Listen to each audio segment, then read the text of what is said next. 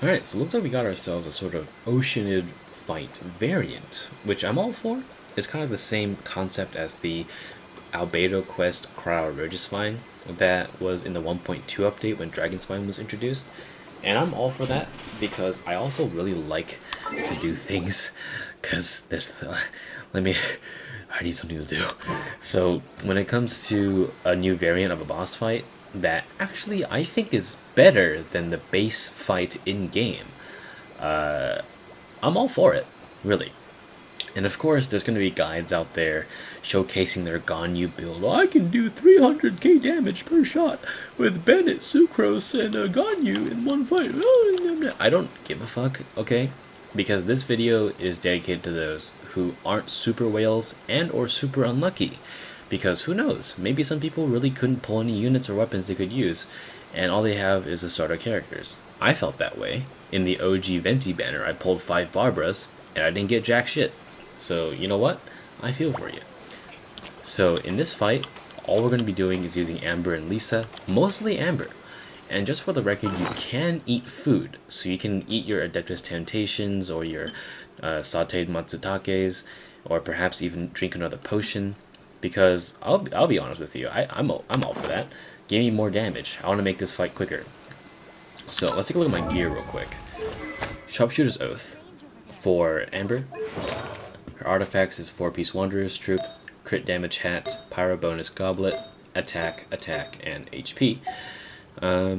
Constellation is at 2, but you can totally do this with C0 Amber. Don't listen to the Gachatards or the Genshin tubers saying, "Oh, Amber's useless," and people who say she isn't useless probably have her at C6, where like all her potential is locked behind. No, that's not true. C0 Amber is already really good. And don't forget that Amber is the only pyro archer in the game, so there's literally no point in comparing her to other units because there's no other unit like her. D-Luke, I can do better D-Luke fire DPS. He's a Claymore unit with like an AoE like cover field Phoenix, and he's a 5-star. Like, what the fuck do you want me to do? Like, I don't give a shit about how much you wailed or whatever. I'm pretty sure anyone that is on the same side with me has the equal amount of fucks, which is 0. Okay, so don't go over there telling me how much you built your 5-star whale units. That's like Constellation 6 or something. I really don't care. Talents 878, and that's pretty much it. Lisa is here with a 4-piece instructor and a Mappa Mare because the extra elemental mastery is actually really fun. I don't usually build elemental mastery stuff, but considering every single unit inside Oceanid's arena is wet, you're always going to be evaporating, electrocharging, setting off some sort of reaction. So giving the extra 200 elemental mastery is actually pretty useful because, well, let's take a look at my base elemental mastery, 251 for Lisa. Let's see. Yeah, 251 gives you 101.3% extra damage for Overloaded, Superconduct, Electrocharged, and Shattered. So I'm all for that. And considering if you add another 200 onto this, or 120 onto this, I think you'll be fine. So Noelle and Traveler are here. It doesn't matter how well they're built. I'm here for the shield, just so you don't catch extra stray rounds, and also because, well, you can also create shields due to crystallization. And I'm pretty sure even before the Geo update, Gachatards didn't know how to use Geo. That's why Zhongli was buffed to begin with, because people didn't appreciate petrification damage and also passive DPS because they didn't know how to play the game. So I'm just over here vibing, dude. So let's fight. I'm here to fight. So Oceanid will always pop out of here. I don't know which direction she faces, but I'm just going to get out Lisa. And also I'll eat some food to make this easier because I really don't give a shit. Don't want to do that.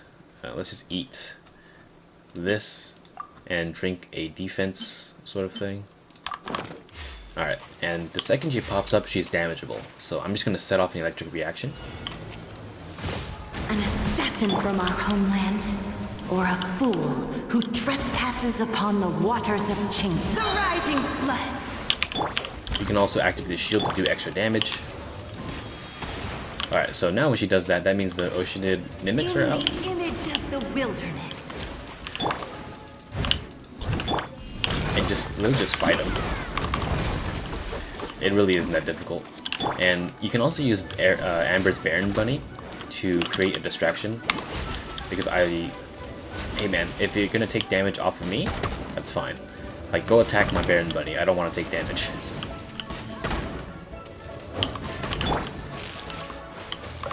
Alright, zap, and I have extra elemental mastery, and I'll just keep evaporating. Activate shield again. And this is just kind of like taking it. So I'll just take this. There should be only 4 mimics, so it shouldn't be that hard to use this. Alright.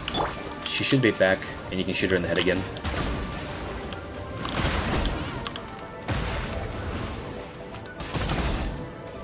Let the torrent surge forth! When this happens, there's going to be just a damage phase where she gets you. You see that little target on me? Let's just like keep it on here. And just shoot her. It's just a free damage phase. Shoot her in the head. Boom. You're done. You can totally beat this in under 2 minutes.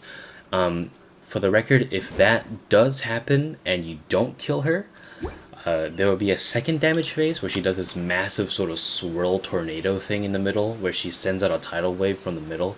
But the game will give you another like spot to rise up, like just I did a few seconds ago. So you shouldn't have to worry about it. And if she does shoot a bubble at you, you can just shoot it or swipe at it with a sword if you perfectly time it, and it'll pop. So this is the second attack. So this weirdo like sort of tidal wave summoning thing, just go on top of this thing again,